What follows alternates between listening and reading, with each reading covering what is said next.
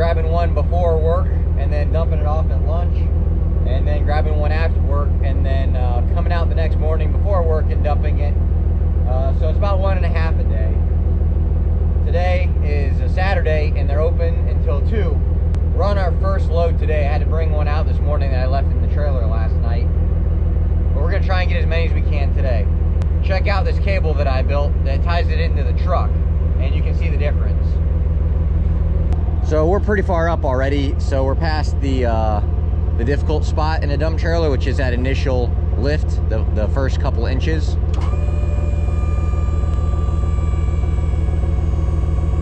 You can hear she's getting a little tired.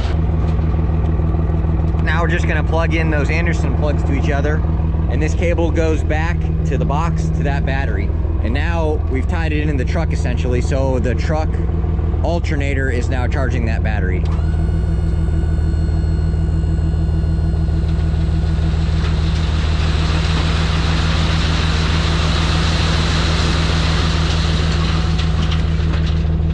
Like I said, that's a lot more apparent on the first couple inches, so we'll look at that again later on the next load. We'll unplug it for now so that it doesn't charge up while we're driving, and I can show you the difference. All right, so we got her up in the air, and we need to pull forward so that it has room to leave the dump trailer. Because it's such a low profile, unlike a dump truck, they can pretty much dump most of their load and they only have to pull forward a little bit. But the load comes out the back of the trailer. The load comes out the back of the trailer and then kind of gets stacked up right here. So you just don't have that height that a dump truck does. So now we got a good tip on it.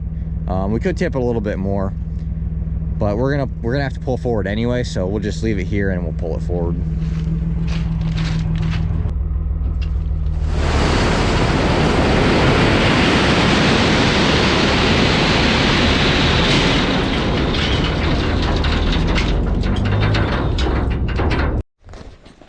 All right, well, we're here with another load. I didn't really want to have to take the time to do this, but we're gonna have to push these out. We're encroaching on our slag, what I laid out for our slag so we could dump these. I was hoping it would dry up faster than it is, but it's not. So I think we're gonna do, jump in the skid steer real quick and at least push us a path to the back of the pad, and then we can just start dumping back there and working our way forward.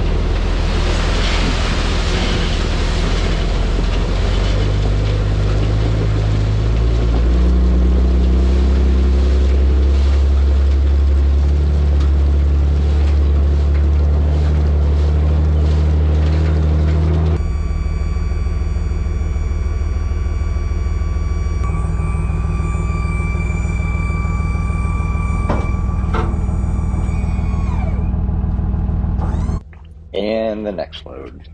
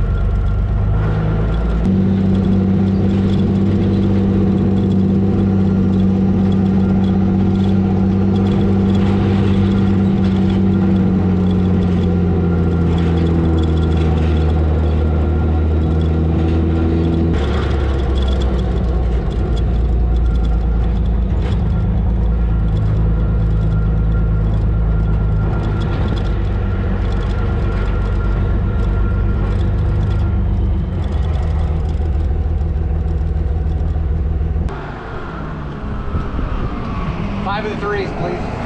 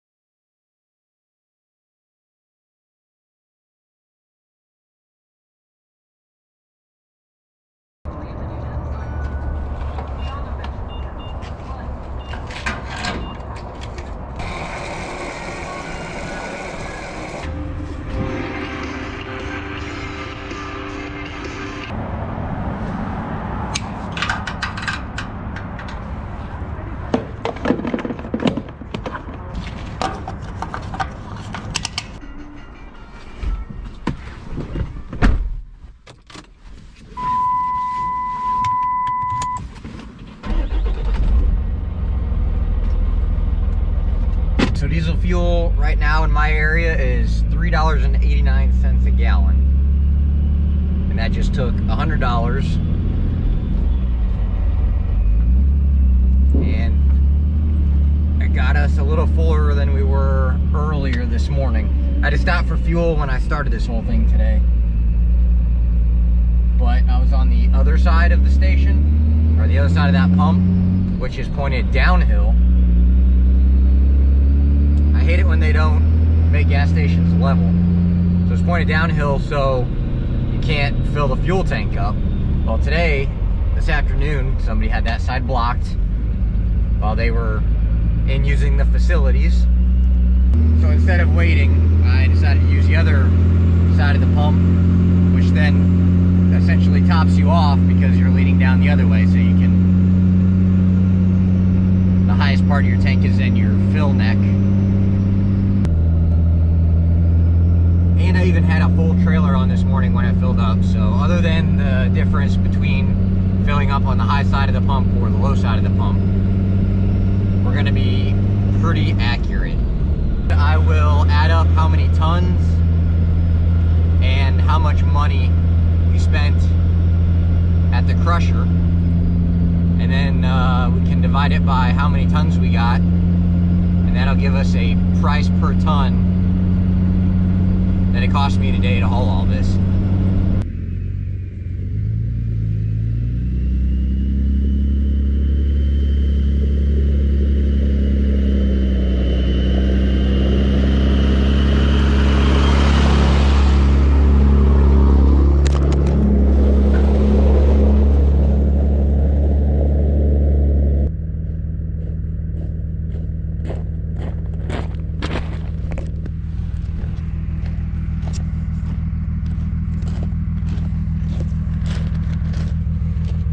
I think you just got run over. I think I'm in the market for a new camera. I guess that's best left to the professional YouTubers. Or maybe I should have put it on a straight shot. Here, let's try that again.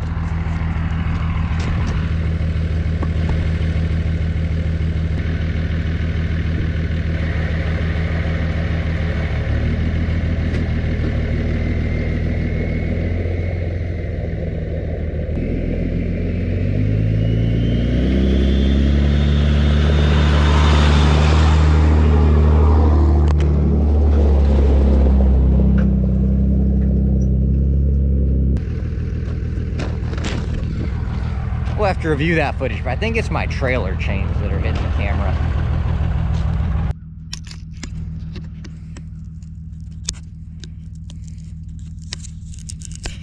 Oh yeah, look at that.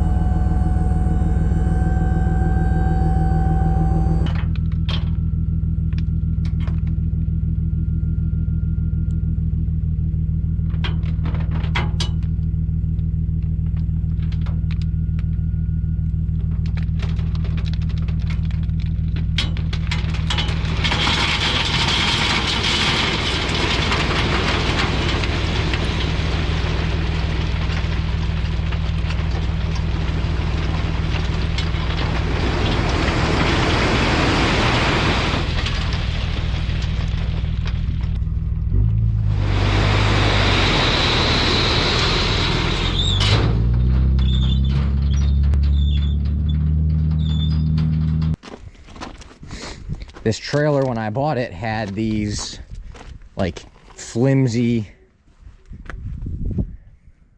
like balloon trailer tires. And that's what they're all going to come with most of the time.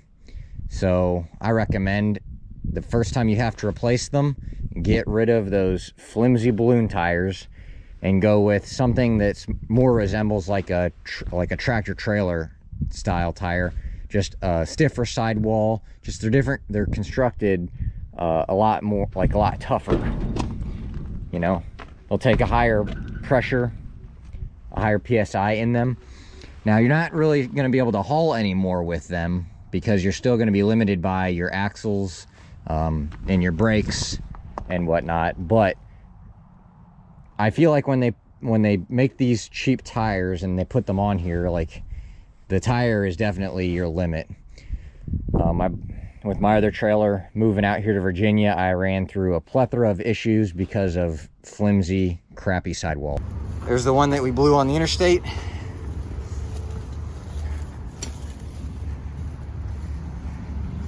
And there's the one we bent the rim, so.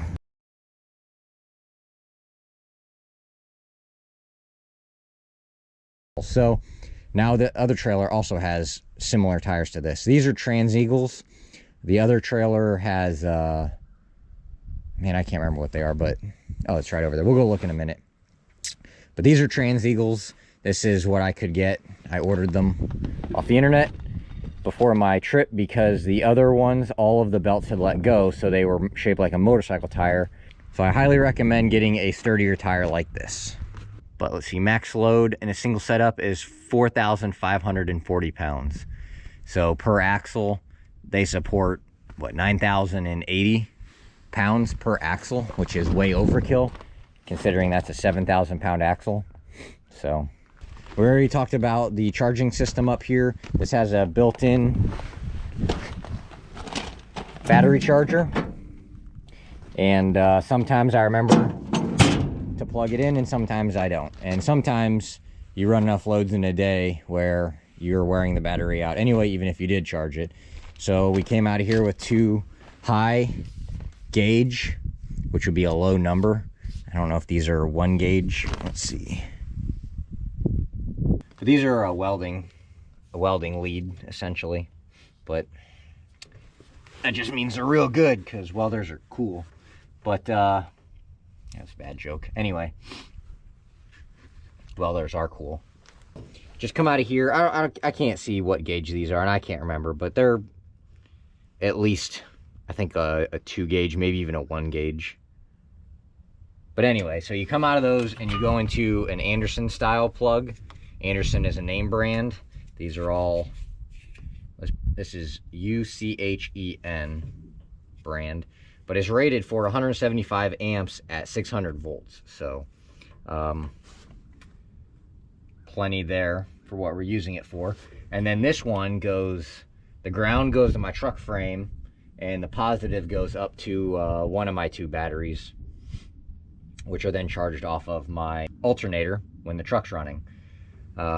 Some people say going to your truck frame is a bad idea, but what I've done, and I have some footage of it, and maybe eventually it'll find its way into a video. I don't know, it's kind of older because I rewired the batteries in this truck over a year ago now, but it's all new, and I took a heavy gauge, you know, same deal. This is like a double-aught cable that goes from the battery to the truck frame, and then from the battery to the engine. So everything on this truck is overkill for the battery cables. I got an 18,000 pound winch in the back here. I guess the back bumper technically, but it's a Smittybilt RXC, something like that if I remember right. But it's up in there and it's got some synthetic line on it. And I've only had to use it a couple times. 39-inch Canati Mud Hogs, kind of an off-brand tire. They're becoming more popular. They're a great tire, but they are a little on the soft side, and I seem to wear them out pretty quick because I have them on the Raptor too, and all that towing I did across country last year, I pretty much ate them up in like 30,000 miles. And these really don't have that many miles on them either, and they're starting to wear down a little bit. So we got to figure out something different there. As much as I love these tires, I'm not going to be replacing, you know, $400, $450 tires every 30,000 miles or less. So we're going to have to figure something else out there. I don't want to do like a full walk around on this truck because that's not the point of this video, but It looks kind of stock, so I didn't want to confuse anybody. So I figured we'd do a quick walk around. Front suspension is a Carli long arm, and that thing is so plush and nice. It moves your pivot points for your front suspension back, probably like, let's see, a good, oh man, like 1.5 feet at least, probably. Yeah, so definitely improves the radius. I got a lot of anti-rust protection under there from the engine burping out oil, which I think I've resolved that issue. We currently don't have four-wheel drive.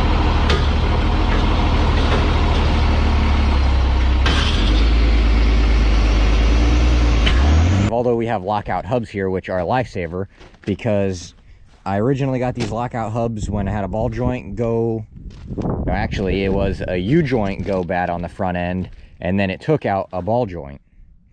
So because you can't make it stop spinning because they're always spinning with the stock hubs on these. So when I was replacing the U-joint and the ball joints, I decided we're doing some Yukon lockouts.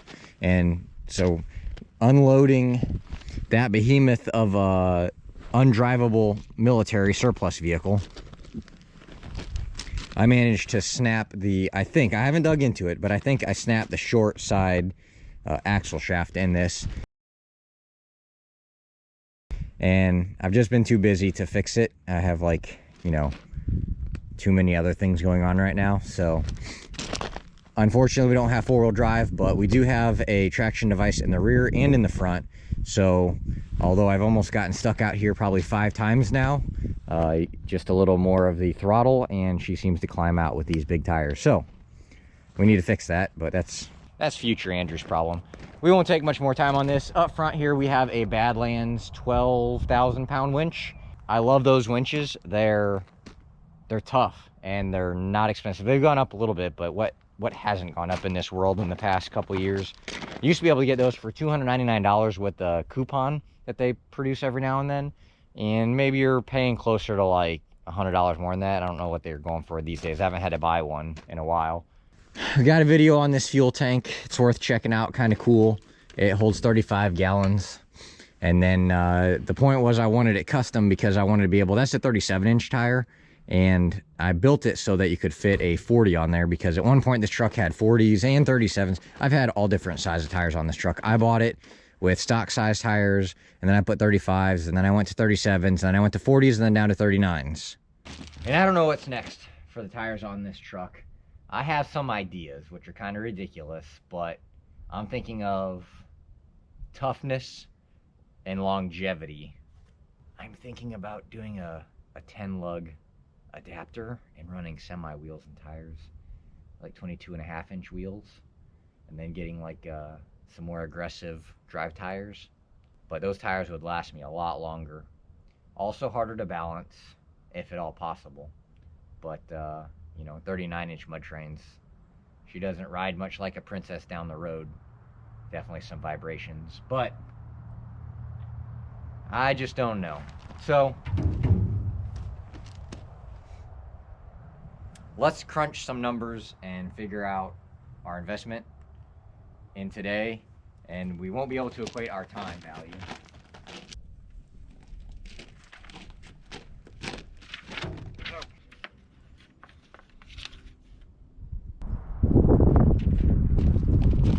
Remember when you were in grade school, or really any grade of school, when you started doing math and your teacher said, you need to learn how to do math, you're not going to have a calculator with you all the time. Isn't that ridiculous? What did they know?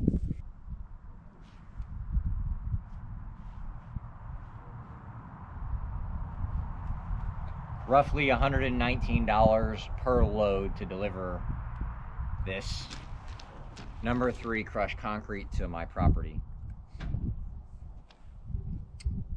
$17.50 per ton dumped in the trailer, $23.79 to the property, which only is covering gas.